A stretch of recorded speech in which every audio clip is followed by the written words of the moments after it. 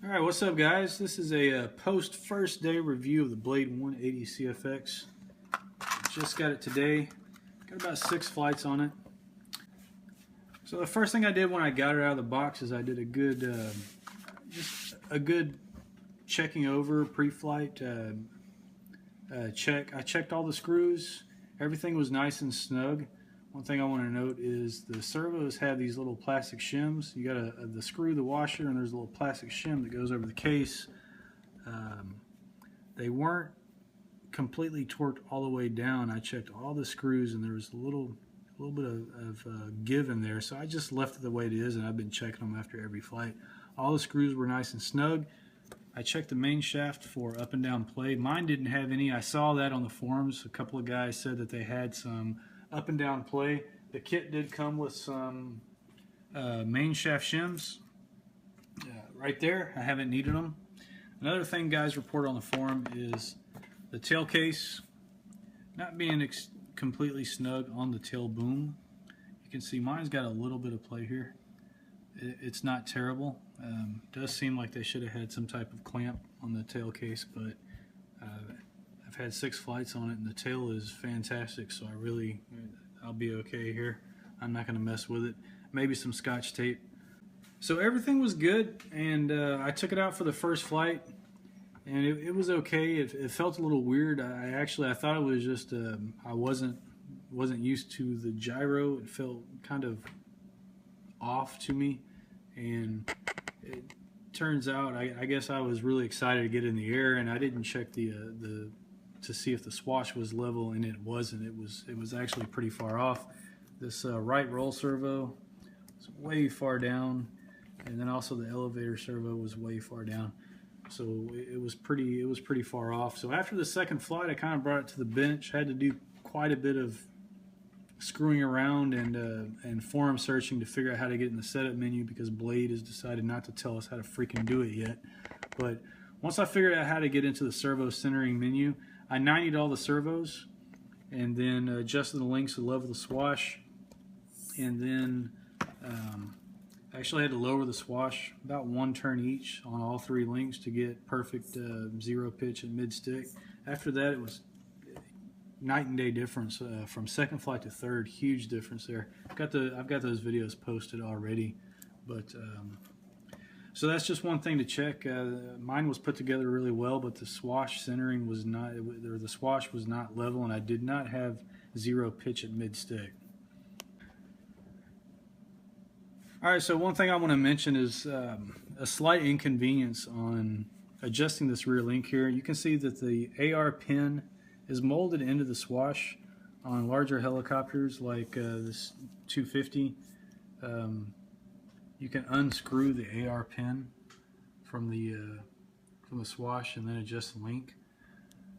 You can see that rear bearing block there that kind of blocks that rear link. So what I had to do, I pulled off the AR bracket, which you would have to do anyway, but then I had to kind of wind the servos up as far as I could go, and then kind of pop that link off like that, and then with the AR bracket off, that gives you enough room to kind of to slide the link off. So basically what I had to do was power down the helicopter, wind all the servos up, screw in the link a turn, put everything back on, and then recheck it. So that's kind of an inconvenience, but I mean, I guess it's not that big of a deal. But you know that most people are going to upgrade to metal swashes anyway at some point. One thing I need to note is I was having problems, and actually I read on the forums that some other people were having problems.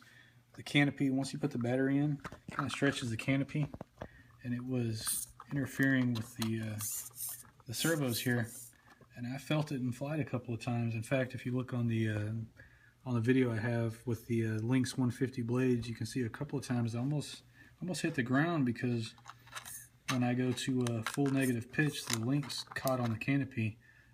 So I came in and I trimmed them, which I might also note that I did an absolutely piss poor job of trimming it, but nonetheless, make sure to check that when you put your battery on.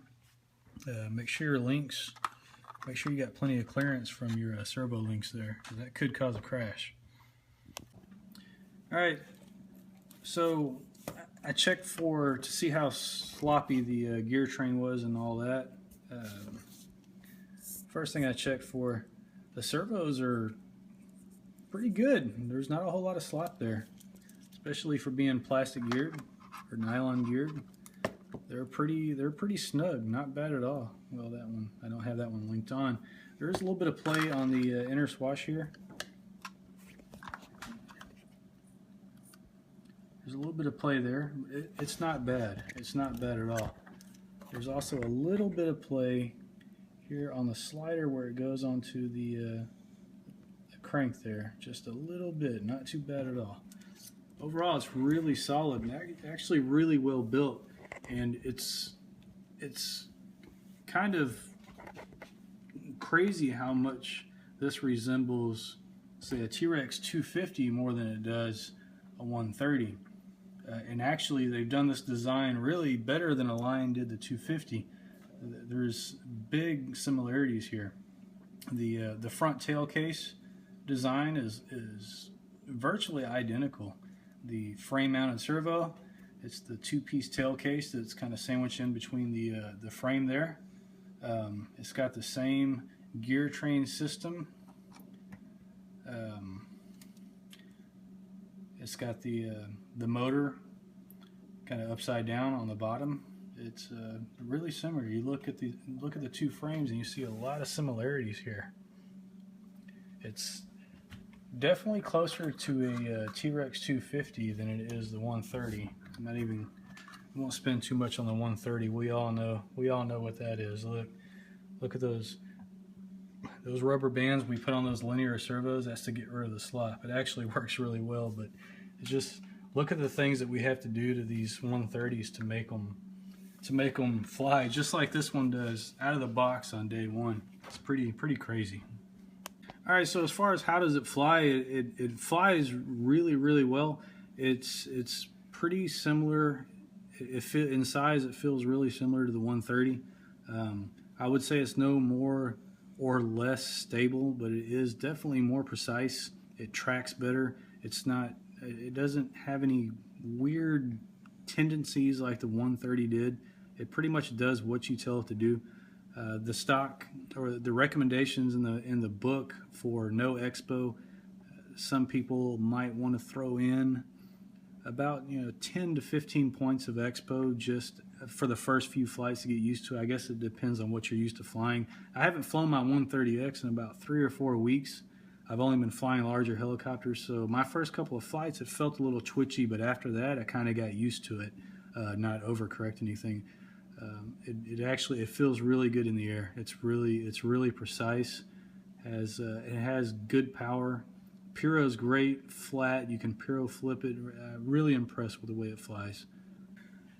So on my last flight, I decided to try these the Lynx 150 Bullet R blades for the 130. These are shorter than the stock 155s, but they have a little wider cord. Well, they're kind of tapered towards the end, but even at the narrowest point, it's still about 1 millimeter wider than the stock 155 blades. These 155 180 CFX blades are exactly the same cord and same airfoil shape as the 130X blades. I was extremely surprised at how well these performed. They had an incredible amount of pop and a huge improvement in response. The only problem was I needed to adjust the cyclic gain as I got some cyclic wobble. That video is also on posted on YouTube and linked on HeliFreak as well. But they felt amazing, other than I was getting a lot of head wobble that I can't tune out because Blade hasn't showed us how to access the cyclic gain menu yet. All right, so now reflecting back after day one, final thoughts. What do I think of the Blade 180 CFX? What do I think of it compared to my highly modified 130X?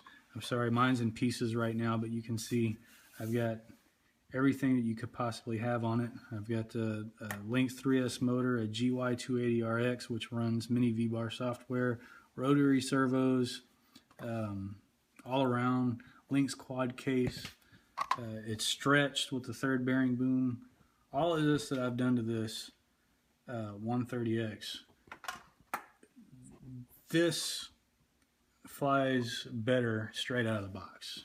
It's kind of hard to admit that to myself after all the time and effort that I've put into the 130, but it's the truth. The biggest improvement, the biggest upgrade that this can use is blades. There was a massive difference between the stock blades and these R blades here. So overall, I'm really happy.